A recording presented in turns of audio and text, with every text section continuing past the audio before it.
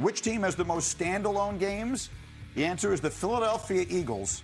The Eagles can off-season of change, all the scrutiny, all the attention on their quarterback. They have 8 standalone games. Rams have 7 primetime games. Right.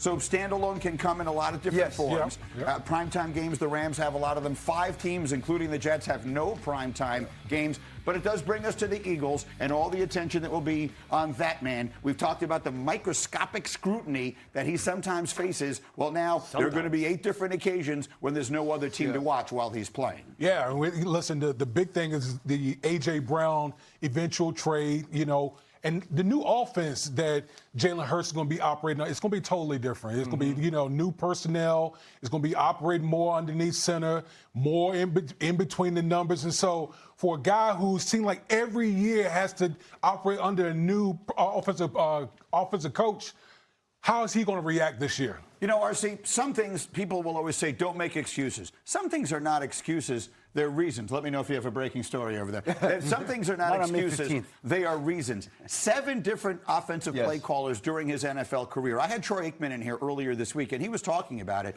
Like, the fact that he has succeeded to the level he has under those circumstances is an extraordinary testament to how hard he works. Yes. I mean, there's so many things about that you want from your quarterback that he exemplifies to the nth degree. Yeah, and I think it's about the optics of what the game looks like sometime as to why Jalen Hurts gets so much scrutiny. But to have so many different coordinators, to be able to succeed at the quarterback position and win at the highest level, also the way that he's shown up in the world's biggest football game twice says a lot about Jalen Hurts. But he knows the level of scrutiny he's under this year. He knows how high the criticism will be, and he's focused on that. And the other thing about this new offense is if A.J. Brown does go to New England or if he is on a new team, this wide receiver core is built more like the Green Bay Packers were. He's going to have to spread the football around, understand who's open, understand his matchups, and I believe he's ready for that challenge. Jalen Hurts just got a shout-out in Drake's new album, Iceman. Yes. Did you know that? Yes. He dropped 3 albums last night.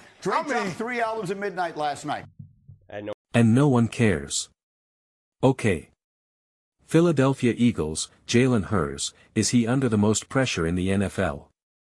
1. It just shows you the popularity of the Philadelphia Eagles leading the NFL in the most standalone games. This is what I try to tell other people, like the popularity of the Eagles and therefore the hyper obsession about Jalen Hurts. And so, it's so funny to me. It's so funny to me. I sit back and I read all these comments and there's a good chunk of people and thank you by the way, who comment very regularly and they comment about, they have views about all the teams, all the quarterbacks. And I really appreciate that. I think it's always awesome when people watch other videos beyond just their own teams. But I also get why people just stick with, one team. I get it. But I always find it interesting when people have different opinions about obviously different teams, different quarterbacks, etc. And I see some of the most gigantic contradictions around Jalen Hurts. And I saw that all weekend, absolutely all weekend.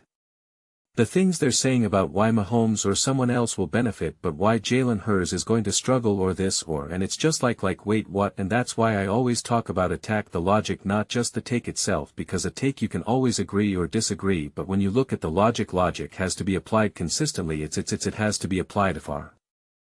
Discussion to discussion, team to team. If you have the logic about one player, you have to maintain that logic for a different player. And if you're going to break that logic, you have to establish why. You have to establish why it's different.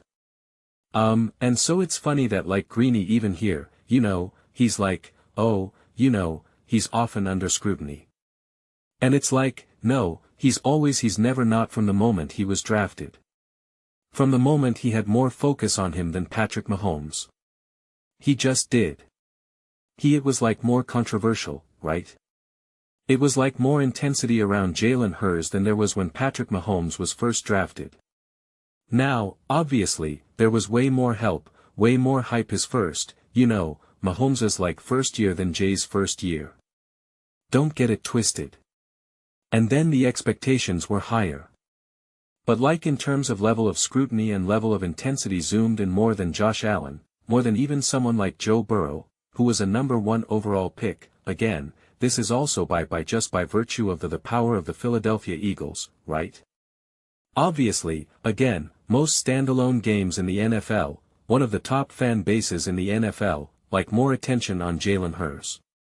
That's why so many people will come up and be like, why are we talking about Jalen Hurts? Like, why is Jalen Hurts under the most pressure? Why not Lamar? Why not Allen? Why not Burrow? Why not, and it's like Jalen Hurts actually went to multiple Super Bowls and this and that, won a Super Bowl. And it's a point well taken, but it's like what I say about Mahomes and the conversations when people say like, oh, you hold Mahomes up to a higher standard than that you don't hold to other quarterbacks. And it's like, well, 'cause it's Patrick Mahomes. He's in the GOAT conversation. It's like heavy is the head that wears the crown. And that's what it is with Jalen Hurts and the Philadelphia Eagles. He's going to be under more pressure and have more intensity around him because it's the Philadelphia Eagles. Just straight up like that's ultimate, because you could really make the argument be like, what about Jordan Love?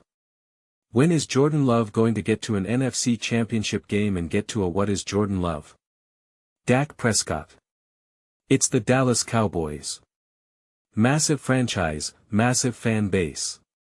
Jerry Jones is worth $1 gajillion. The NFL loves to go all in on Jerry Jones. It's like, where's the pressure of Dak? And yet, no one is really like, do the Cowboys move on from Dak if they don't win, if they don't win the Super Bowl this year, right? Like that conversation is nowhere. No one is having is this an important year for D? Like after this year, do the Cowboys consider drafting another quarterback? No one's actually having that conversation. And that man has never been to an NFC championship game. And quite frankly, all of his great playoff games are like just distorted runaway random box scores. Like nothing like again against Tom Brady and the Tampa Bay Bucks when they were a collapsing team and they asked Tom to throw the ball like 80 times or something like insane, and yet Dak threw for like 1,000,000 yards a game and 1,000,000 touchdowns, and it's like okay, congrats, I would have been out there slinging the ball all over the field too, thanks. So it's just like okay, and then here we have Jalen Hurts, like Ryan Clark said, like bought out in multiple Super Bowls against Patrick Mahomes, Kansas City Chiefs, etc. And it's like pressure. And so yeah, because I made a video, I guess last week. Who knows when there's always a Jalen Hurts red video right around the corner, and I said, yeah, Jalen Hurts is under a lot of pressure. And people are like, oh, why do you think he's under pressure? And it's just like for like a different, for like the brother of Mahomes, right? Like the different version of that where it's just like heavy is the head that wears a crown. Like this is the expectations, people. Yes. A team like the Cowboys is super popular obviously, but the expectations there isn't winning. It hasn't been like that in 30 plus years. The expectation is just to be like talked about and to be discussed and, just to be the Cowboys, right? To like win on Thanksgiving and like dance and in the pot or whatever the heck it is and eat like turkey legs. I'm like, let's go. It's like that's their expectations. That is not the Philadelphia Eagles. That is not what the city expects. That's not what the fan base expects. Like they expect greatness. They expect to win. Like that's the way it goes. And right now a ton of fans are supportive of Jalen, without a doubt. But like have a couple years where the Eagles underperform and don't win, like those fans will be like, no. Like the fans would not tolerate the Phil. This is what I said like a couple years ago really. The Philadelphia fan base would not tolerate how the Dallas Cowboys have been for like the last 10 years. They would not tolerate having Dak come up short. They would not tolerate having Mike McCarthy there that long. Garrett there that long. Like they would not tolerate it. They would not. And Schottenhammer would be on the hot seat right now. You got one more year to prove you could do it. Otheru like they do, and I respect that. I respect that so much. I respect that so much because it's just its expectations. It's intensity. It's caring. Like not caring it's just neutrality at its worst. It's just feeling nothing. And so it's just like the intensity, the passion, the expectations, like all of it is just absolutely through the roof. I make a lot of videos about a lot of teams, but I obviously make a lot of Eagles v. Idios because 1, they're popular obviously, and 2, the conversations are just so deep, so intense, and so knowledgeable. And so it's like it's always an absolute in the comments section, especially like it's always an absolute party, and it's just like I love that. I love that and I respect that, wholeheartedly. And so yeah, I think I don't know who's under the most pressure, but Jalen Hurts is definitely up there. Jalen Hurts is definitely up there. And in a lot of ways, he should be given the benefit of doubt. I'm not going to play the clip, but I played it before where I showed you that it takes like a couple years to actually get settled in a new system, and Jalen Hurts has 1, never gotten that benefit, and 2, like technically he should be allowed to not be unbelievably amazing year 1 in a brand new system. Like, it's allowed to take some time, right? Like, it's allowed to take some time. But he's not going to be given that. He's definitely not going to be given that even though he should. And so like it really becomes such a fascinating conversation because you hear that they talk about how this team was like so stacked. Like this is what I find so fascinating. And now this isn't going to be a super long clip, but when I was talking about the contradictions earlier, people are saying, I think this Eagles team won't be as good and that they're going to struggle. Because I made a video about like the over-under of like 9.5 or whatever it was. And people are like, yeah, I think the Eagles are going to struggle. They're losing A.J. Brown, the O-line, the run game's not as good. Saquon's older, etc. And it's like, but you said this team was stacked. You said this O-line was great. You said that this team is so great that like they have multiple number 1 wide receivers. So like you have A.J., Devontae, right? Like so are you now conceding that the O-line wasn't as great? Are you now saying that Saquon Barkley isn't as great? So, I don't like that, that's what I don't understand. And we'll have other fans that are really excited about getting a new coach and saying, oh, this is going to be great for them, but then it's not going to be great for Jalen Hurts. And it's like I don't understand. And then though the next level to that which sounds smart, like someone recently said this where they're like I'm gonna trust the Mahomes, Andy and Eric Bieniemy, the trio that has won multiple Super Bowls, and it's like but you have no trust for Jalen Hurts at all. You have no trust in Harry Roseman and Nick Sirianni and Devontae and Saquon and Mulata. Like I don't understand. Like I don't understand. And that's why I always say this. It's like we always go in circles when talking about the Philadelphia Eagles. We always go in circles. The people that are saying ask them why they think the Eagles are going to struggle this year.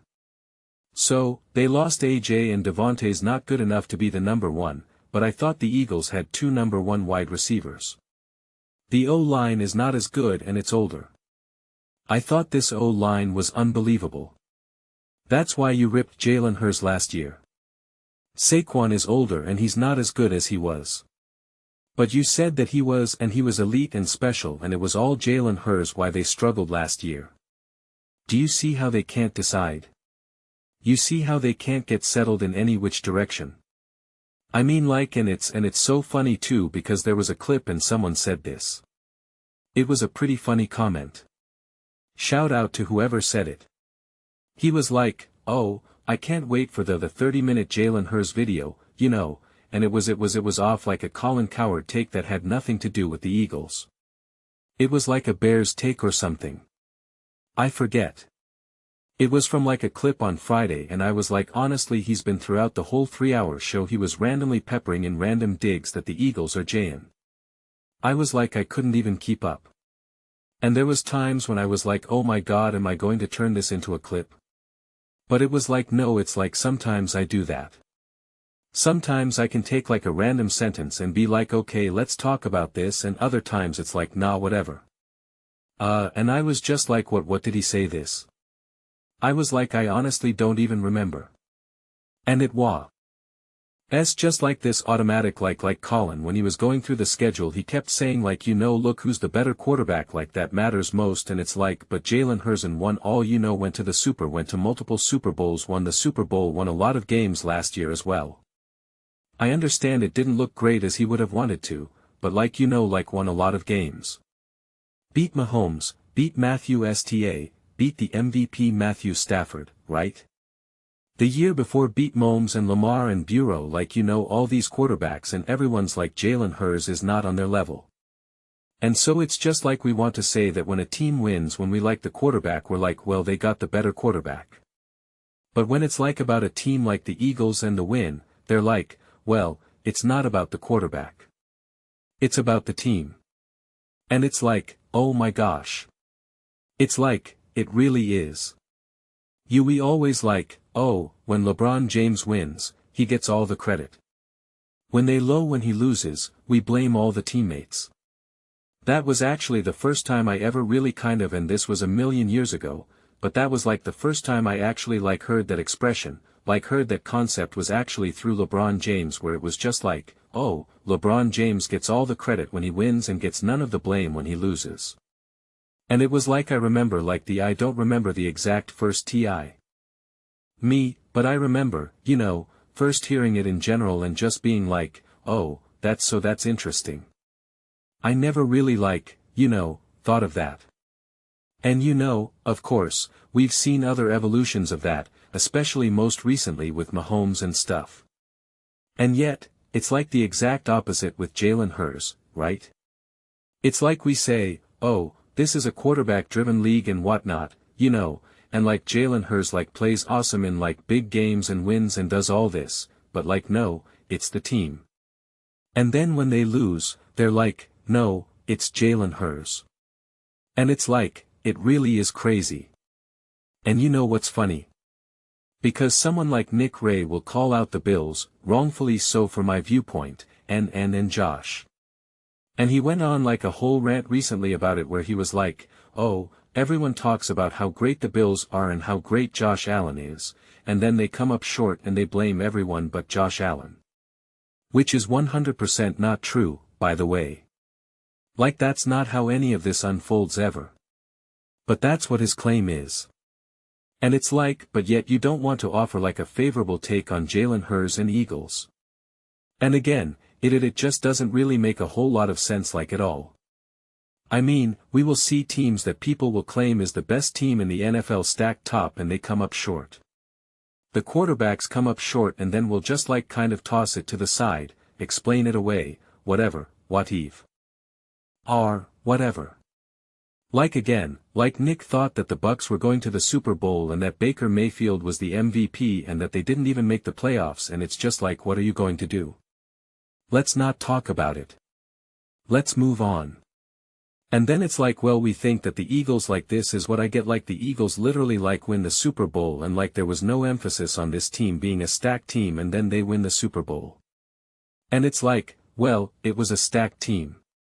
And then this year, when that stacked team clearly doesn't play like a stacked team, all the blame just wants to be funneled onto Jalen Hurts. And, it's so biased and so misleading because someone pointed this out. I didn't even catch it. I forget what it was, but one of the takes, where they're just showing the highlights. It's showing Jalen Hurts through all these interceptions, and this is Jalen Hurts was at the bottom of the NFL in interceptions, and yet you're making it look like the guy threw 20 interceptions, and it's what are we doing here? So, I am incredibly exciting because there's a massive silver lining here and a mass I actually genuinely believe in Sean Minion. I actually do, and maybe it's just more optimism than anything else, but I'm actually, and I've said this a million times now, but I really am. And it ends up being a win-win scenario here because Jalen Hurts and the Philadelphia Eagles are either going to have a ton of success and it's hooray. And that means they're going to be, if they have a ton of success, that means they're going to be in a position to win a Super Bowl, which is great. See what happens. And if they come up short, it's like, okay, they come up short. You can probably imagine Sean Mannion not going anywhere. Maybe if they get to the Super Bowl or win the Super Bowl, you could see him potentially being, getting a bunch of interviews, but like a little bit harder to say. But if you see the progress and the growth there, but they can't quite get the magic going, which is again Matthew Stafford and Charles McVay, it's not like they're every single year they're getting to Super Bowls and NFC Championship game, they've lost in multiple divisional rounds and whatnot, so it's like not like every year, like it's just you got to absolutely hit the Super Bowl or not. And yet you would still imagine that there would be continuity with Shannon, that he wouldn't go anywhere, that they would be like, okay, that we like what we saw, we like what we're build, we want to see year 2, etc., like where there's a foundation, there's momentum to build off of, etc., so like I am curious to see how the NFL, or how the perception, I'd like the NFL, but like how the perception is like, because since it's so boom or bust with the Eagles, right, this offense. And this team as a who. Either is like going to win the Super Bowl or their supernatural funk, right? It's the two extremes.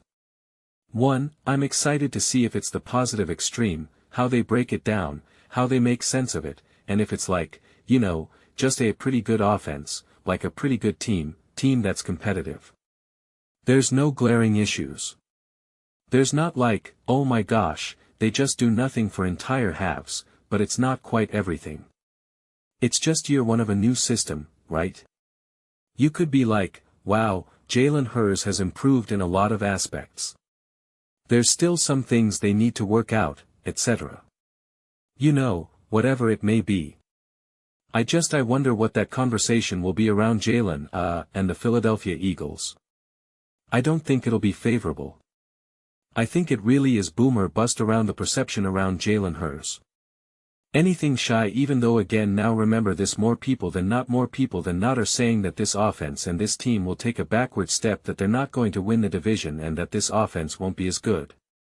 That is absolutely outside of Eagles fans, that is absolutely the prevailing take. No question about it. Not up for debate. So, just remember that if this offense is humming, if they're having a lot of success, just remember that, and then think about how they explain it away and what the reasoning is. Oh, they got the great My Lemon is the rookie of the year, like just remember Just remember that. Well, they got Devontae and Squan and My Lemon. Give My Lemon to Patrick Mahomes and look what he would do. Well, he could have drafted My Lemon.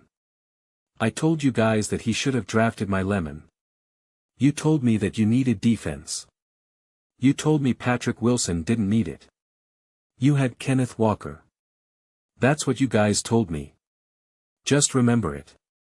Just remember it. But those are just my thoughts. I'd absolutely love to hear yours. What do you guys all think about the Philadelphia Eagles, Jalen Hurts? Do you believe he is under the most pressure in the NFL? And do you understand why? Right. I mean, there's plenty of other quarterbacks that haven't won, that have come up short, but they are seemingly not under the amount of pressure that Jalen Hurts is under. Let me know your thoughts in the comments below. I read every single comment, whether you agree with me or disagree with me. Either way, let's get in some discussions, get in some fights, but ultimately, let's just have some fun. Please do consider subscribing. We're building an amazing community here and absolutely love to see you part of it. I want to build something that we all generally feel connected to. Something that we're really excited to be part of. I think we're well on our way to doing it. Please don't forget to give this video a thumbs up, as it really does help visibility and the algorithm. Thank you so much.